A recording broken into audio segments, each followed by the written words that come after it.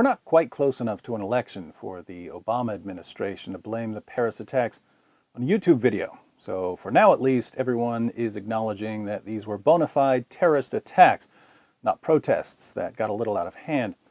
But given that these were terrorist attacks, we still have to ask, what caused these attacks?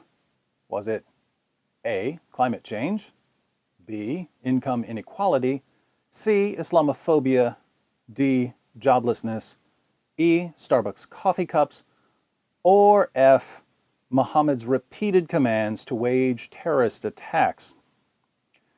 Thanks to the power of social media to spread complete nonsense, we've all been assured that the answer can't have anything to do with Muhammad, because the Quran supposedly declares that if anyone kills a man, it's as if he has killed all mankind. I see this same verse misquoted over and over again. Here's an example. And another, and another, and some more, and some more, and some more. Notice two remarkable things about this verse of the Quran.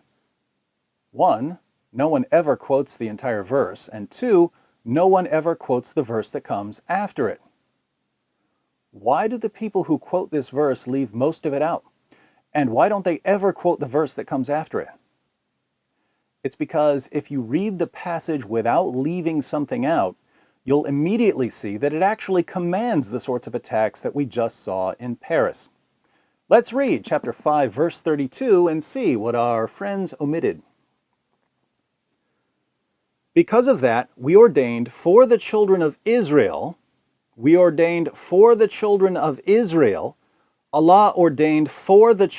Israel that if anyone killed a person not in retaliation of murder or to spread mischief in the land, it would be as if he killed all mankind. And if anyone saved a life, it would be as if he saved the life of all mankind. And indeed, there came to them our messengers with clear proofs, evidences, and signs. Even then, after that, many of them continued to exceed the limits, Hilali and Khan add as commentary, e.g. by doing oppression unjustly and exceeding beyond the limits set by Allah by committing the major sins in the land. So the Quran says that this teaching was ordained for the children of Israel, the Jews. In fact, we know exactly where this comes from in the Jewish writings. This verse quotes the Talmud, Mishnah Sanhedrin, chapter 4, which was a popular passage among the Jews of Arabia during Muhammad's time. It's kind of ironic that the most peaceful verse in the entire Quran happens to be a quotation from the Jewish Talmud. In Surah 5, verse 32, Allah explains what was ordained for the Jews. So, what did Allah ordain for Muslims? The answer is found in the very next verse. Surah 5, verse 33 declares, "The recompense of those who wage war against Allah and against His Messenger and do mischief in the land is only that they shall be killed or crucified, or their hands and their feet be cut off from opposite sides, or be exiled from the land. That is their disgrace in this world, and in a great torment is theirs in the hereafter." Verse 32 is about what Jews are supposed to do in the land that Allah gave them.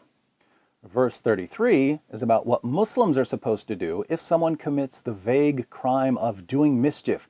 If you do mischief in a Muslim land, Muslims are supposed to kill you or crucify you, or for lesser crimes, chop off body parts or exile you. So what counts as mischief? Lots of things. Apostasy, preaching a religion other than Islam, adultery, becoming too westernized, things like that.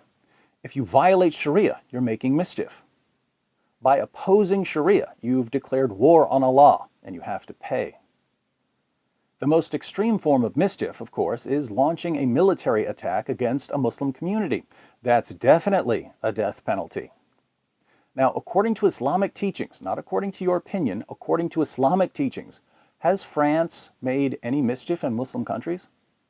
Yes, a lot. And according to Surah 5, verse 33, what's the penalty for the actions of the French military? Because of what the French military has done in Muslim lands? Death. So French military personnel are obviously under a death sentence.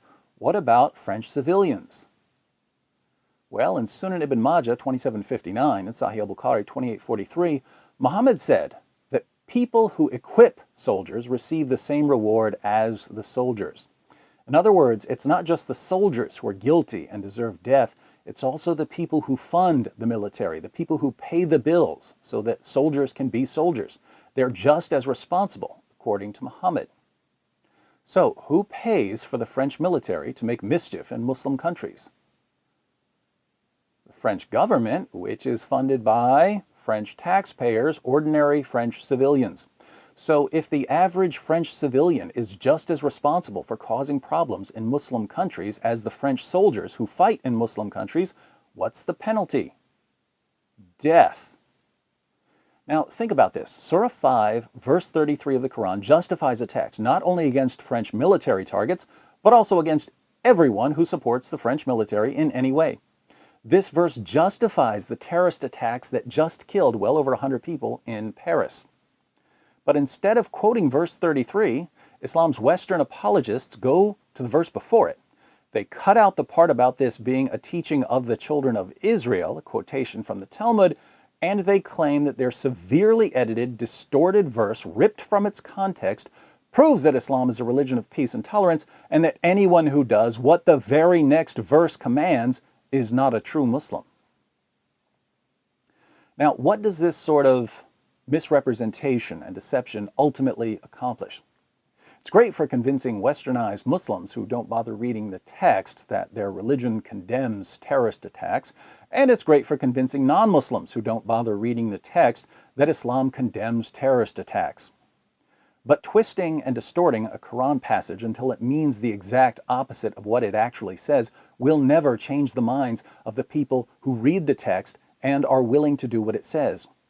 So the only thing these social media campaigns can hope to achieve is to lull us all to sleep until the next terrorist attack, a terrorist attack that's inevitable because we never confront the actual ideology that's been driving these attacks for nearly 14 centuries.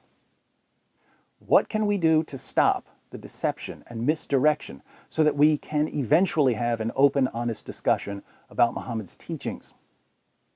Lots of things, most of them involving a careful study of the Muslim sources. But one easy step is for you to track down tweets and Facebook posts and comments that mislead people about Surah 5, verse 32 of the Quran until people stop misquoting it.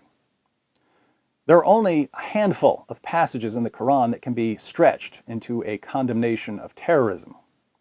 The sooner we get past them, the sooner our Muslim friends will have a more accurate picture of Islam so that they can finally decide whether this book is worth following.